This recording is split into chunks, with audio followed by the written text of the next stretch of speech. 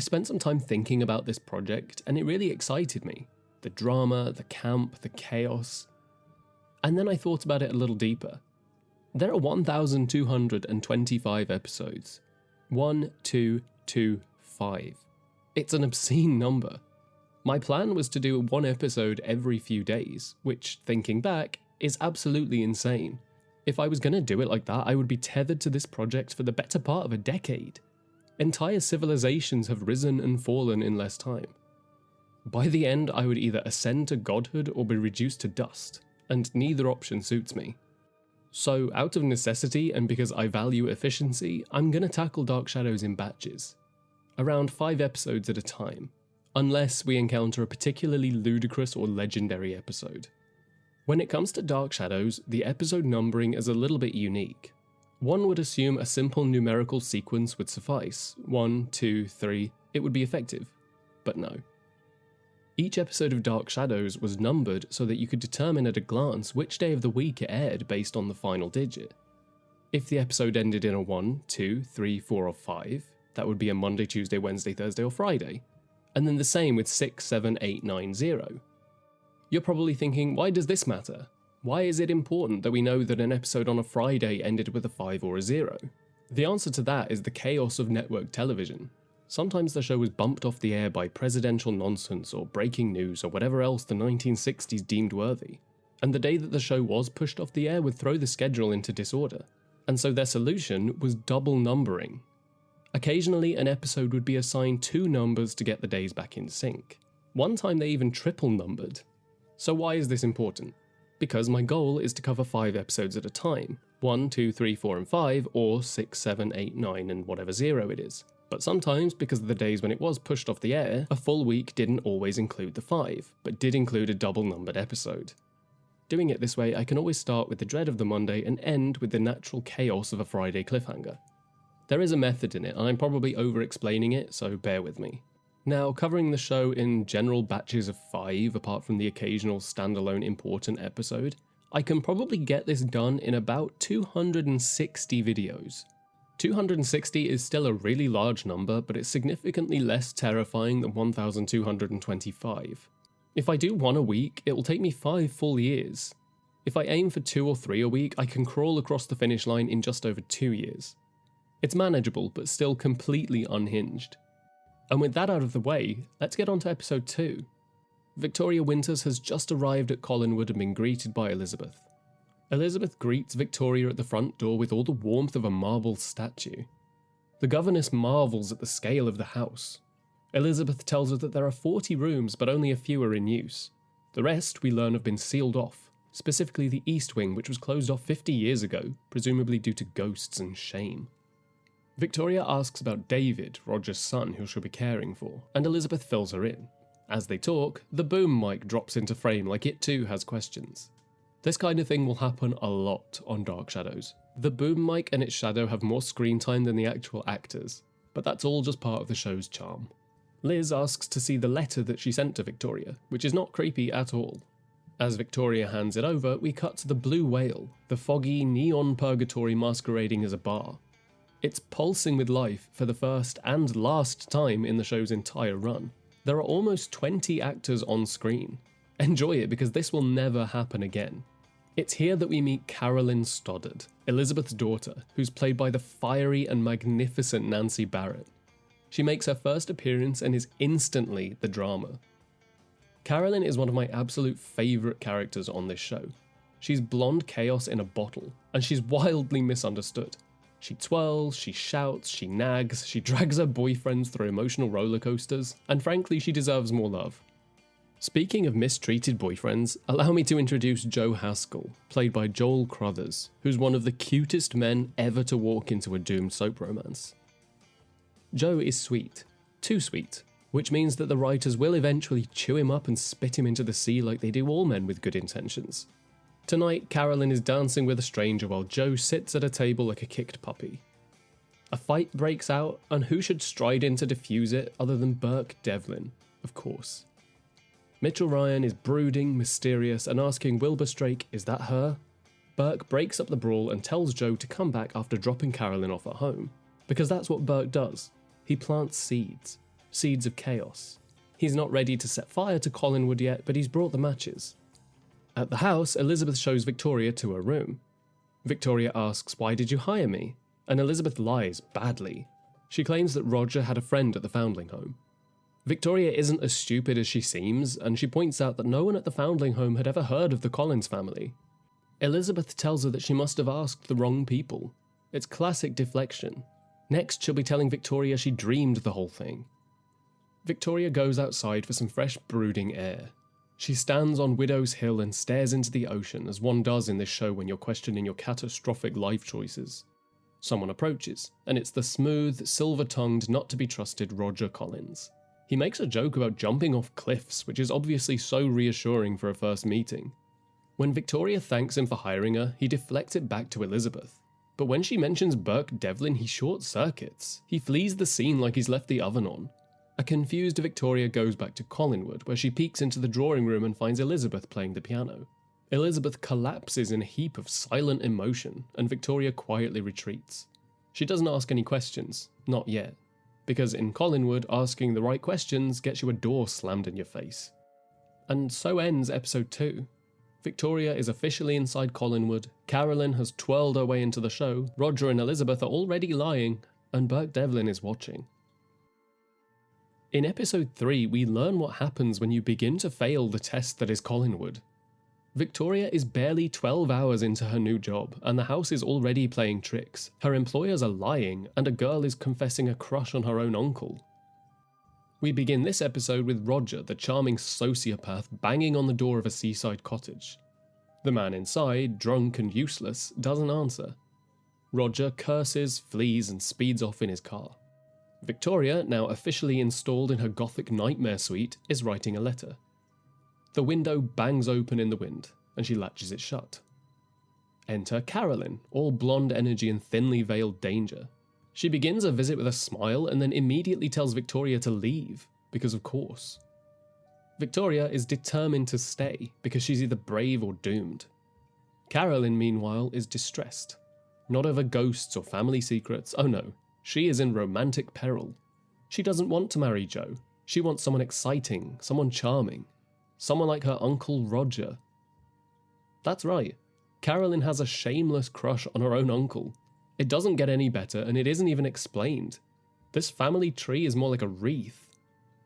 Meanwhile, at the Blue Whale, Burke meets with poor sweet Joe, who is still the handsomest man ever, and he will be utterly destroyed by this show. Joe is wary, but Burke insists that he just wants to talk.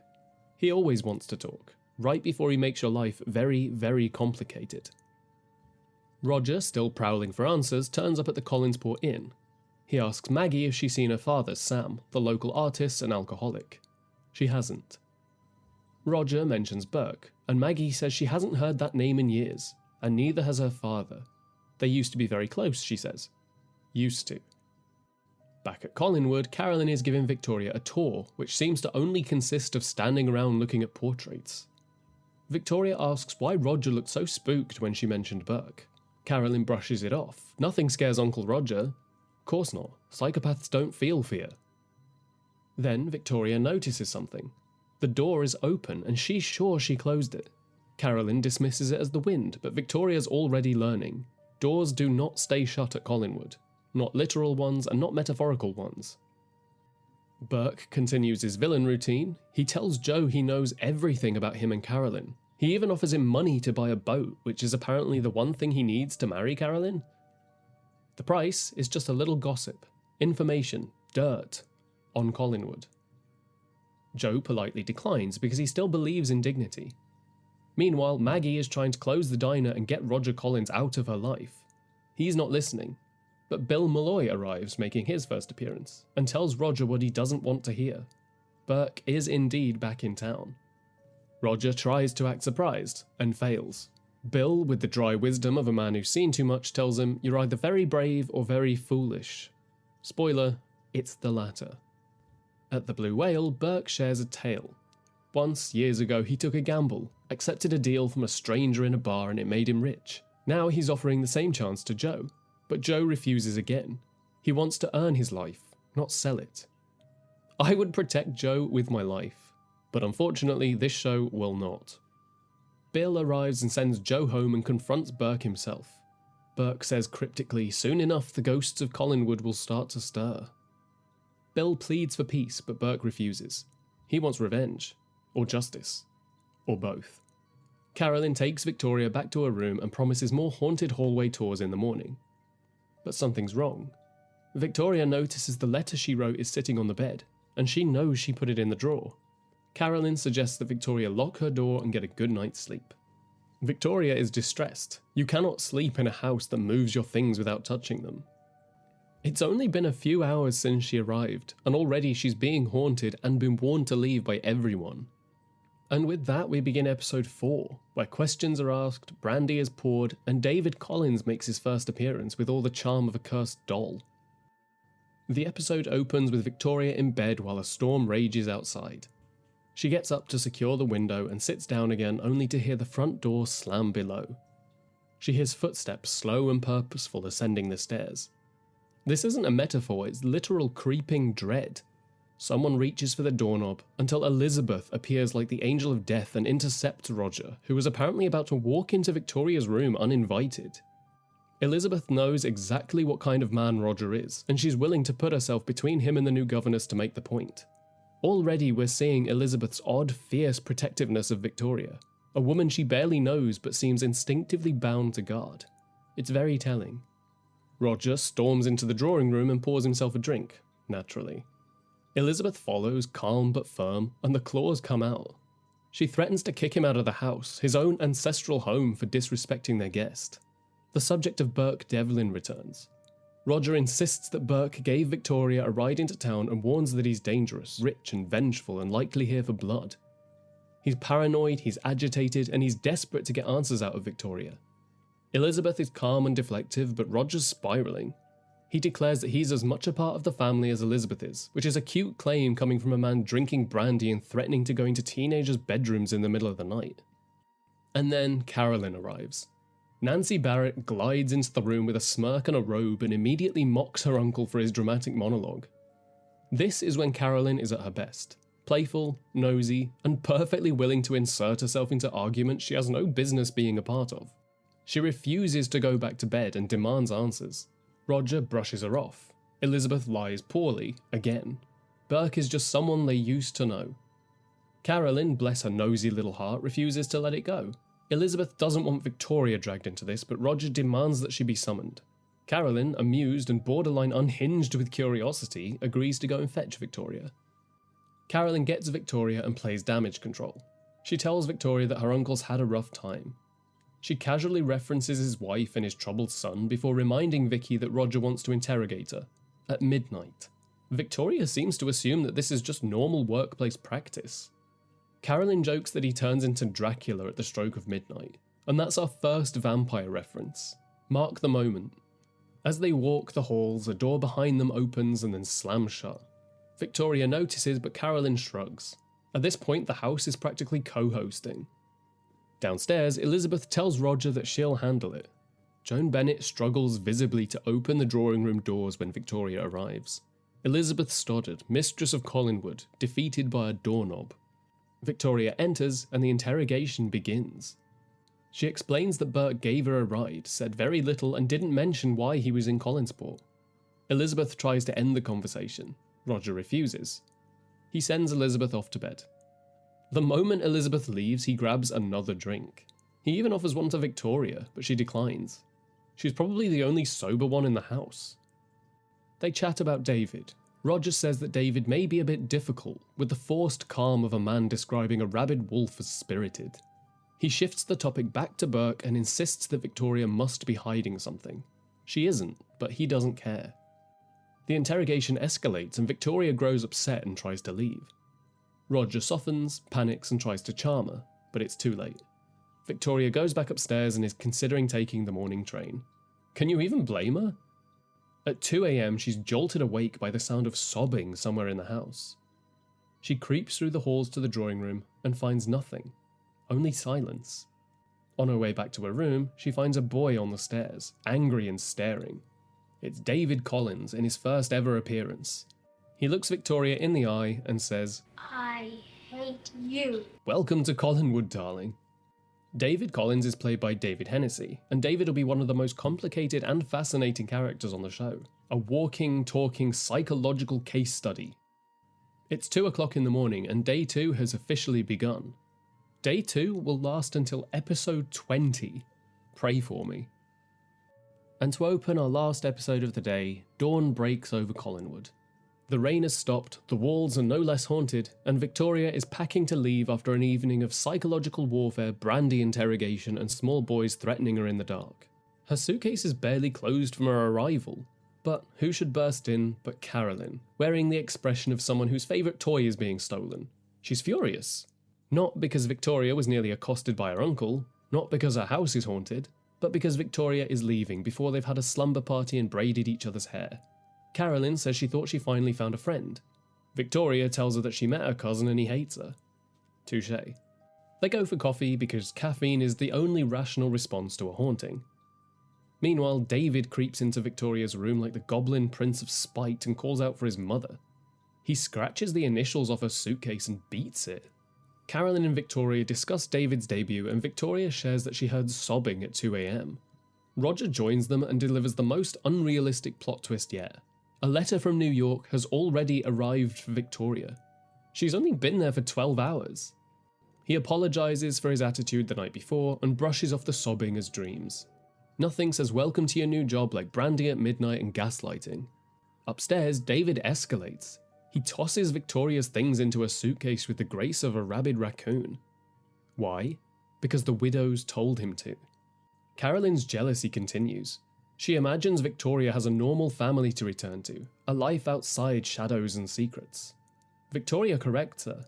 She's an orphan, dropped off with nothing but a note that read, "Her name is Victoria, I cannot take care of her." Her surname Winters was given to her because she was found in the winter. It's not even a name, it's just her season of abandonment. She tells Carolyn that from ages 2 to 16, she received $50 a month from Bangor, Maine, 50 miles from Collinwood. So Victoria isn't here for a job, she's here for answers. To prove there's no resentment, she offers to do the dishes. This is why I like Victoria. She gets haunted, dismissed, insulted, and still does the washing up. That is true grit. Later on, Victoria goes for a walk to Widow's Hill, because walking alone on the cliffs where women leap to their deaths is perfectly normal morning activity in Collinsport. This is where we meet Sam Evans, the town's resident drunken artist. He's played by Mark Allen, but don't get too attached, because they replace him with another actor after only 7 episodes of him being in the show. Sam knows who Victoria is before she even speaks. He tells her to go home. He speaks of the widows of Josette Collins, the French bride who was hated by town and family alike and who jumped to her death from that very spot. This is our first real mention of Josette, who will go on to be the most famous ghost in soap opera history. You'll be hearing that name a lot. He reminds Victoria that Elizabeth hasn't left the house in 18 years and tells her to tell Roger that she saw him. The plot thickens. Back in the house, Carolyn is ironing, and Victoria returns and asks why Carolyn didn't tell her about Elizabeth's isolation. Carolyn confesses that her mother hasn't left Collinwood since 6 months before she was born. Her father walked out 18 years ago, the same year Victoria's money started arriving. Carolyn has a light bulb moment. Do you think there's a connection? Victoria's skeptical, but curious. Upstairs, she finds her suitcase full again, and David, standing like a little poltergeist holding her birth note. He recites the words over and over. When she demands it back, he crumples it up and throws it on the floor. He tells her that the widows told him to send her home. She asks what he means, but he just storms out, saying no one ever listens to him. Good, they shouldn't. Carolyn enters, sees the chaos, and asks Victoria what she's going to do. Victoria picks up the note. Her whole life, and this is all she has. If she leaves now, she has nothing. But if she stays, she might find out who she is. Victoria Winters is not leaving Collinwood. Not today, anyway. Carolyn is radiant with joy, and she practically claps like a Disney sidekick. And that ends our first week of Dark Shadows. We've been properly introduced to the cast of Collinsport's slow-burning apocalypse. We have a governess with nothing but a crumpled note and some high-functioning trauma, a family so dysfunctional it makes the Addams family look emotionally regulated, a child who speaks to ghosts and packs luggage violently, a mother who hasn't left the house since before a child was born, and a man named Burke Devlin whose very name causes grown men to flinch. We're 5 episodes in and not even 1 day has passed. Victoria Winters has chosen to stay. She'll come to regret it, but we won't.